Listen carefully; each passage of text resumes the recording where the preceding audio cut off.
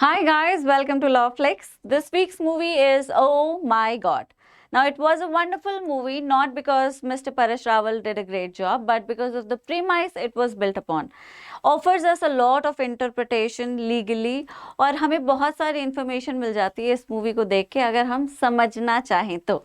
So that is what we are going to discuss in the movie, the defense that was used by the insurance company, what are insurance contracts and what is the role of the feature act of God that was the entire foundation of that movie.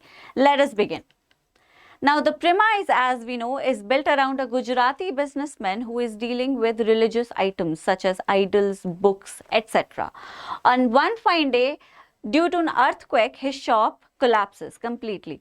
पूरे market में बेचारे अकेले कांजी भाई की दुकान होती है जो ढह जाती है और हर मिडिल क्लास आदमी की तरह क्योंकि वो प्रिपेयर्ड थे वो इंश्योरेंस कंपनी के पास जाते हैं अपना कंपनसेशन क्लेम करने के लिए.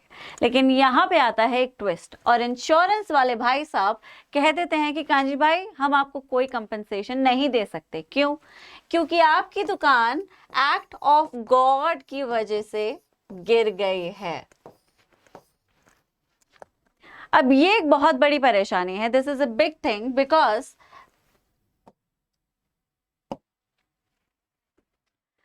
अब ये एक बहुत बड़ी परेशानी थी मूवी में क्योंकि this defence act of God basically denied Kanji Bhai his entire livelihood. Now the entire livelihood and the sorry now the entire life of Kanjibai and his family is dependent on that one particular shop which is destroyed completely. और destruction इस तरह से हुआ है कि कोई उसको खरीदने को भी तैयार नहीं है अगर आपने मूवी देखी है because the idols have been buried inside the earth and everyone now believes it to be unlucky. ये मान के कि अब सारी की सारी मूर्तियां और किताबें जमीन में दब गई हैं तो ये पूरा का पूरा एरिया अशुभ हो गया है और अब इसे खरीदना नहीं चाहिए. तो कांजी भाई हर तरफ से फंस जाते हैं. कोई खरीद नहीं रहा दुकान के एरिया को, इंश्योरेंस वाले पैसा नहीं दे रहे and now he has nowhere to go. But we are not going to discuss what happens in the movie. We are going to discuss the defense that practically destroyed his life. ये act of God जिसकी वजह से कांजी भाई actually इतना मुसीबत में आ गए, ये होता क्या है? Act of God, as the word describes itself, is an action of God. भगवान की गई हरकत या ईश्वर द्वारा किया गया कोई काम, वही act of God कहलाता है. Imagine करिए, let's understand it through an example. एक गांव में let's say there is a village XYZ. Now in every village there are water bodies or ponds basically that are owned by private individuals. जो Pond's होते हैं, तालाब होते हैं, वो प्राइवेट ओनरशिप के बेसिस पे चलते हैं. अब इस तालाब को गांव के लोग भी इस्तेमाल करते हैं, जैसे कि पानी इस्तेमाल कर लिया या फिर भैंसों को नहला दिया या मछली पकड़ ली, whatever a water body is used for, but it is owned by A, right? Now let's say one fine day बारिश होती है और बारिश इतनी भयंकर होती है कि 100 सालों में किसी ने इतनी ज्यादा बारिश नहीं देखी. It rains and the rain is such unprecedented one that nobody in a century has encountered such rain. And because of that unprecedented cats and dogs wala rain, the water body or the pond floods. ऐसी भयानक बारिश की वजह से तालाब overflow हो जाता है और इस ओवरफ्लोइंग की वजह से गांव में बाढ़ आ जाती है. अब क्वेश्चन ये है कि क्या इस बाढ़ की जिम्मेदारी हम बेचारे ए पर डाल सकते हैं? That is the question. Can we blame A for the flood that destroyed the village? हम नहीं डाल सकते. क्यों? क्योंकि बाढ़ A के पर्सनल एक्ट की वजह से नहीं आई है. It did not flood because A was or he committed a mistake or he was at a default. नहीं. The flood did not happen because of a personal mistake of A, rather by something that was beyond his control. बाढ़ एक ऐसी incident की वजह से आई जो A के control में बिल्कुल भी नहीं था. भयानक बारिश जिसका A के साथ कोई पर्सनल कनेक्शन नहीं है. तो एक ऐसा इवेंट जो कि ह्यूमन मेड नहीं है, जो कि ह्यूमंस की वजह से नहीं हुआ है, उसकी जिम्मेदारी या उसने जो डेविस्टेशन कॉज किया है उसकी जिम्मेदारी ह्यूमंस पे डाली भी नहीं जा सकती. let's rewind it or repeat it. If there's an event which is catastrophic and it has not been caused because of a human intervention, it has not been caused because of a mistake that humans might have done, and it is just a natural disaster which has happened due to sheer force of nature, and that disaster has caused a lot of destruction. Now, since a natural disaster has nothing to do with human element, the liability of the destruction caused by it will also not be imputed on a human being. That is what this entire defense is all about. ये पूरा का पूरा defence act of God इसी foundation पे build करता है कि जिस एक्ट के पीछे आदमी का हाथ था नहीं, उस एक्ट से हुए डिस्ट्रक्शन की जिम्मेदारी भी उस आदमी पर आनी नहीं चाहिए। और क्योंकि वो एक्ट ईश्वर के द्वारा हुआ था, it was a natural disaster, एक ऐसा फोर्स जो हम कंट्रोल कर भी नहीं सकते और उससे खुद को बचाने के अलावा हमारे पास कोई चारा नहीं है, उसका बर्डन हम पर इम्प्यूट नहीं किया जाना चाहिए। That is what act of God is, right? So the rule is founded on the fault theory, which states that a person cannot be punished if all measures were taken but casualty somehow took place. एक और example से समझते हैं। Let's say कि एक dam है, let's assume there is a dam. Now dams usually are they hold an immense volume of water. एक dam में, एक बांध में बहुत ही बड़ी अमाउंट में वाटर कंटेन्ड होता है। So if there is even a little fault in the construction of the dam, क्या डिस्ट्रक्शन हो सकता है हम आप इमेजिन भी नहीं कर सकते, क्योंकि millions of volumes, not millions, thousands of volumes का वाटर उसमें कंटेन्ड होता है, राइट? तो जनरली जब डैम्स को बनाया जाता है तो इस हिसाब से बनाया जाता है कि बहुत बड़ा डिजास्टर भी उनका ज़्यादा कुछ बिगाड़ ना सके। They are built in a manner कि वो अर्थक्वेक्स और बाकी नेचुरल डिजास्टर को भी बियर कर सकें। लेट्स से इसी तरह का एक डैम है XYZ विलेज में।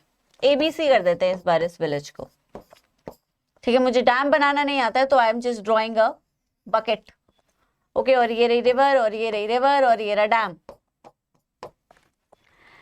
ओके, सो ये डैम जो है वो बहुत अच्छे से बनाया गया है, इसके कंस्ट्रक्शन में कोई फॉल्ट नहीं है, there is no fault in the construction, it is pretty robust and the manner it was design and created should make it last for at least 100 years. That is the entire ideology behind creating a dam.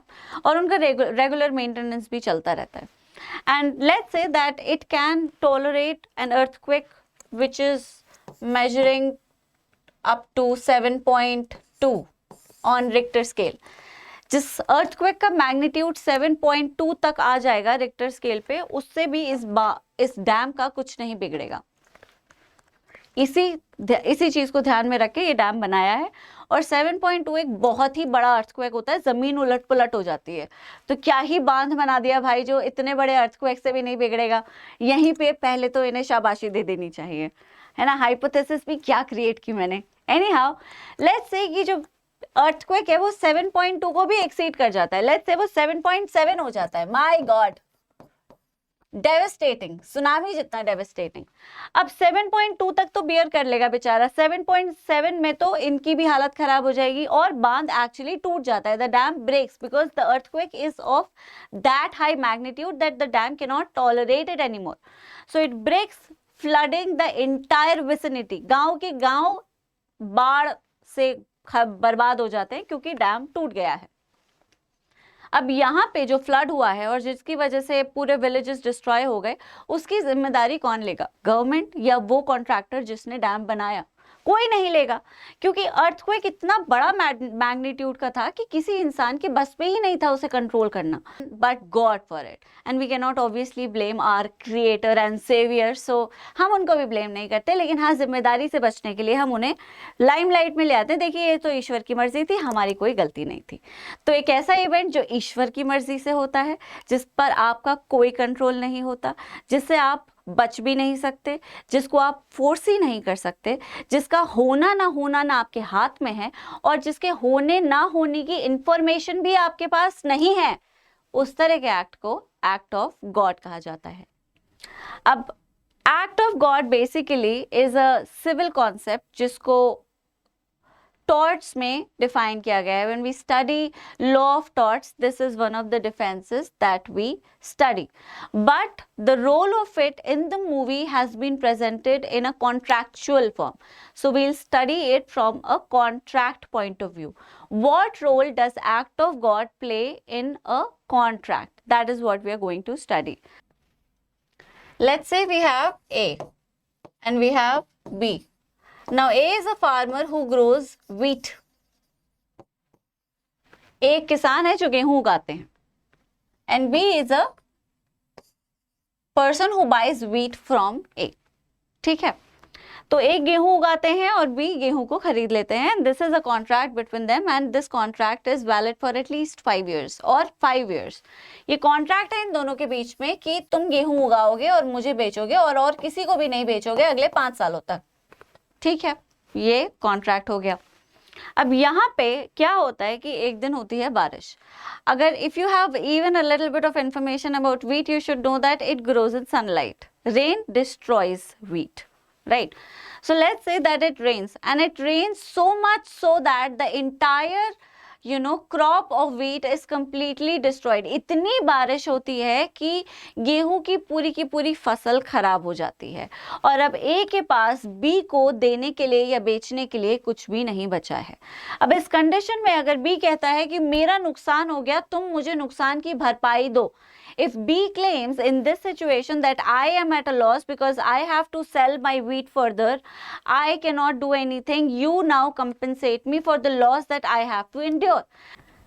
तो इस situation में क्या आप ए को वाकई responsible मानेंगे? एक ऐसा किसान जिसकी फसल भी खराब हो गई और अब बेचारा कंपनसेशन भी दे क्योंकि सामने वाली पार्टी को नुकसान हो गया है, क्योंकि उसने कॉन्ट्रैक्ट के टर्म को वायलेट कर दिया है. That is what I was coming to. So will you hold this party responsible because of a very important term of a contract has been violated. Contract दोनों के बीच में ये था कि तुम मुझे व्हीट सप्लाई करोगे. अब ये जो कॉन्ट्रैक्ट का टर्म है, स्टिपुलेटेड है, कॉन्ट्रैक्ट में मेंशन्ड है, ये पूरा नहीं हो पाया क्योंकि बारिश हो गई और फसल खराब हो गई. तो जिसने कॉन्ट्रैक्ट को वायलेट किया है, जनरली कंपेंसेट करने की लाइबिलिटी भी उसी पर आती है. A person who has violated a term of a contract is usually burdened with the responsibility to compensate the other party. That is how the law of contract goes. But here A can claim act of God because the loss that happened or the fact that he could not supply the other party with the required goods is not because of his mistake, it was because of act of God. और यहाँ पे इस act of God की वजह से B, A will not have to pay any compensation. ये है contract में एक एक्ट ऑफ गॉड का रोल. लेकिन क्या एक्ट ऑफ गॉड से आदमी कंपेंसेशन देने से ही बचता है? Is that the only thing that act of God does to a contract? Not really. Act of God basically, or in India or in the law of contract, we also understand it as force majeure. Okay, force majeure or act of God is one question that was there in CLAT 2020 also, mind you. Okay, और वो काफी detail में था, वो passage easy भी नहीं था. So act of God and force majeure are more or less the similar things. Force majeure is a term which is stipulated, a kind of contingency that is stipulated in a contract. क्योंकि contract किसी भी nature का हो, अगर किसी वजह से perform नहीं हो पा रहा है तो आप हमेशा पार्टी को ही ब्लेम नहीं कर सकते. If there is a contract and there is a situation in which a party cannot really perform it, you cannot blame the party always. There might be a situation like this, like act of God or force majeure, and that is what it does. It saves a party. So force majeure might temporarily put a contract on hold. That is what it does to a contract. It might temporarily put a contract to a hold if the contract can be revived and the contingency can be overcome. Now let's understand the difference between act of God and force majeure. There's usually no difference actually. In contrast to force majeure, act of God का मतलब होता है सिर्फ वही act जो natural होते हैं. All the acts which are natural disasters, जैसे कि earthquakes or volcanic eruption or tsunami or flood or any such similar instance which is caused only by the force of nature. are called or would be categorized as act of God, whereas force majeure would also cover the instances which are not really natural disasters, such as wars or a pandemic or a biological war, or a stuff which had human intervention also, but not the intervention that was caused by the parties. Now, what does our law say on the doctrine of force majeure? So, force majeure is a word which has not been defined in the Indian Contract Act either expressly, but in an implied form, Indian Contract Act does mention it under Section 32. So, Section 32 basically defines contingent contracts, which means the contract which are based on a certain happening or non-happening. Simple words में let's say ए और B के बीच में contract है जिसमें A B को pashmina shawls supply करता है. अब यहाँ पे कंटिंजेंसी है क्योंकि ये पश्मीना शॉल ए खुद नहीं बनाता, ए भी ये पश्मीना शॉल कहीं से मंगवा रहा है, लेट्स से XYZ स्टेट से, और ये शिपमेंट ए के पास आता है और फिर ए इसे आगे बी को बेच देता है. तो कंटिंजेंसी क्या है? Delivery of pashmina shawls to A, ये कंटिंजेंसी है. अगर पश्मीना शॉल्स ए के पास डिलीवर्ड नहीं हो पाती हैं तो ए उन्हें बी को भी नहीं दे पाएगा. Let's say a promises be that I would deliver the pashmina shawls to you on Wednesday, my consignment is arriving on Tuesday. Now the delivery of pashmina shawls on Tuesday is a contingency. Might happen, might not happen. So if the shawls get delivered on Tuesday, the contract will happen. The performance will take place.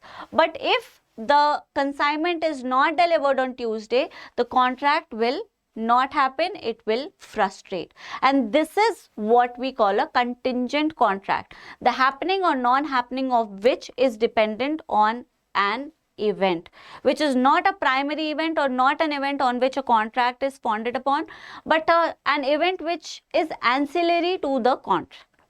Okay.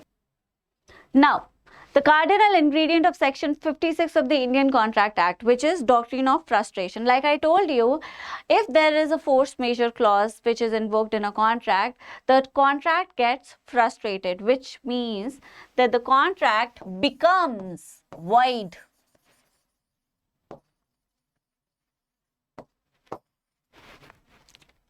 Point to be noted. A contract is never void. There is a difference. A contract always becomes void. को समझने के लिए contract और agreement का difference समझना पड़ेगा. For that you need to attend classes. Anyhow, so a contract becomes void is what we call frustration. So contract may become void due to anything. There are reasons, and these reasons are infinitive. I mean, we cannot make an exhaustive list of what kind of event may render a contract void. Of course not. But there are some possible reasons which have observed in the past through judicial precedents. I have listed them. So first of all, it has to be a valid contract, right? The performance is yet to be made, or ongoing performance या तो होना है या फिर चल रहा है. The aforesaid performance becomes impossible by way of fact or of law. कई बार ऐसा होता है, let's say कि pre-independence people could deal in opium, like they could grow opium on their fields and sell it to the respective parties. But after India became independent, opium cultivation was given to the government. Like only government can grow opium, or you can grow opium only under a government contract. You cannot do it privately anymore. So let's say that there is a contract between A and a pharmaceutical company. A is a private landowner and who grows opium, sells it to a pharmaceutical company. लेकिन contract law change होने के बाद अब A privately opium grow नहीं कर सकता. तो यहाँ पे law की change की वजह से contract frustrate हुआ है. Right, so frustration is not just due to act of God, it can happen due to multiple reasons. Change of law, change in legislation is also one such reason. So this is what can lead to the frustration. Destruction of the subject matter. जो subject matter था वही खत्म हो गया. The contract example that we discussed, the supply of wheat from A to B. अब जब बारिश हुई और गेहूं ही खराब हो गया, गेहूं को ही सप्लाई करना था, तो contract क्या बचा? जो subject matter था contract का, which is wheat, वही नहीं रहा तो contract कैसे perform होगा, right? death or incapacity of the personal service. Let's say there is a person who sings in a particular hotel and she is in a contract with the hotel for 2-3 years, and there is an accident that happens which renders her paralytic or which causes her death. अब वो कैसे करेगी contract perform? Contract frustrate हो गया, उसकी जगह कोई और गा भी नहीं सकता, मैं नहीं गा सकती, बेटी जाओ तुम गा दो, ऐसा भी नहीं हो सकता. Non-existence or non-occurrence of a particular state of things. The example of Pashmina shawl that I told you, right? So the delivery is based on the delivery of consignment. So if the consignment is not delivered on Tuesday, how will it be delivered on Wednesday? So that is what it is. Intervention by legislative or executive authority, the OPM example that I gave to you. Intervention of war, the war wala example that I gave to you. Change of circumstances or state of things, कुछ भी हो सकता है. For example, let's say India was India before independence and then it became India and Pakistan. So intervention की वजह से दो countries अलग हो गई हैं, पूरा का पूरा change हो गया है. जो contract पहले चल रहे थे अब नहीं चल पाएंगे, उन्हें change करना पड़ेगा. The contracts that were concluded with the dominion of British India will now be concluded in the dominion under the dominion of Pakistan, right? So that is what the change of circumstances or state of things might be. And when we are talking about change of circumstances or state of things, we are talking about unforeseeable state of change or circumstance, not something that you knew beforehand. हालांकि partition was something that people knew, लेकिन हम कहाँ पहुँचेंगे और किस तरह से क्या division होगा, that was something that people didn't know.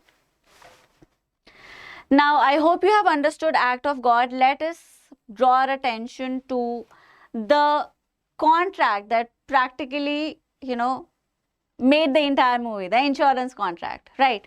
So, what kind of contract is an insurance contract? उसको समझने से पहले indemnity समझ लेते हैं. Let's say there are two parties, A and B. अब ये party जो है A, this party promises B. B has gotten something, let's say a car. Okay, nicely drawn. So A promises B कि अगर तुम्हारी कार को कुछ भी नुकसान होता है, if your car suffers any loss, I will pay for that loss, या फिर I will compensate you that loss. अगर कार को नुकसान होता है तो obviously उसको बनवाने में, उसको रिपेयर करने में खर्चा होगा. अब ये खर्चा B पर भारी पड़ सकता है, तो A कहता है कि वो खर्चा तुम्हें खुद बियर करने की ज़रूरत नहीं है, उस खर्चे को मैं बियर करूँगा, तुम्हारी जगह उस कार को रिपेयर करवाने का पैसा मैं तुम्हें दूंगा.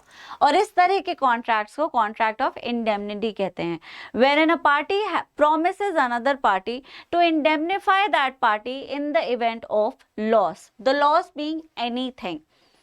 Right, so insurance contracts are basically indemnity contracts where the promises are made by certain companies or insurance agents or entities, and they promise to indemnify a party in the event of any loss, चाहे वो health का loss हो, medical loss हो, किसी object का loss हो, किसी property का loss हो, किसी movable property का loss हो.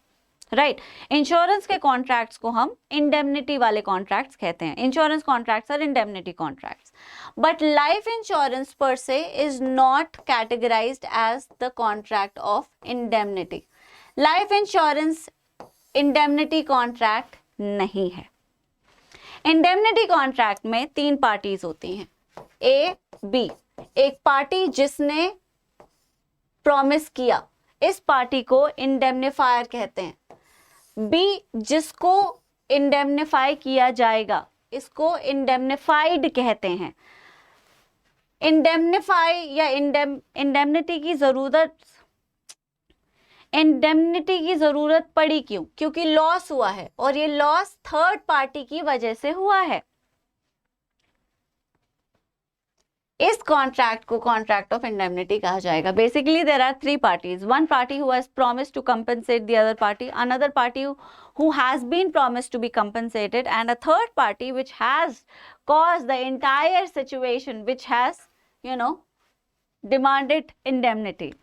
अरे यार क्या बोल रही हूँ मैं, इसको काट देते हैं.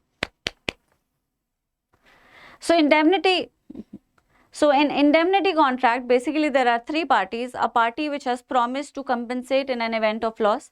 The second party is the party who has been promised that he will be compensated in an event of loss. And there is a third party which is an unanticipated party which has caused the loss, due to which all the indemnification is required. Now, again, life insurance contracts are not the contracts of indemnity. What kind of contracts are life insurance contracts? Life insurance contract, मैं question repeat कर रही हूँ, indemnity contracts नहीं होते हैं, तो फिर इनको कौन से कॉन्ट्रैक्ट्स की कैटेगरी में रखेंगे? That is the question of the day. The answer I expect you would leave in the comments. Mind you, ये एक बहुत इंपॉर्टेंट क्वेश्चन है. कभी अगर तुम जुडिशरी का एग्जाम दोगे फ्यूचर में, तो ये क्वेश्चन 100% आएगा. Insurance contracts are the contracts of indemnity except life insurance contracts. The question still remains. Life insurance contract कौन से तरह के contracts होते हैं या contract की किस कैटेगरी में आते हैं? What kind of contracts are life insurance contracts? Question. Again, answer in the comments. So that's it for today, guys. I hope you enjoyed the movie and I hope you learned from it. That is it for today. I shall see you next week with a similar concept and a very interesting movie जिसमें हम अच्छा खासा law discuss करेंगे. Till then, see you. Take care. Bye bye.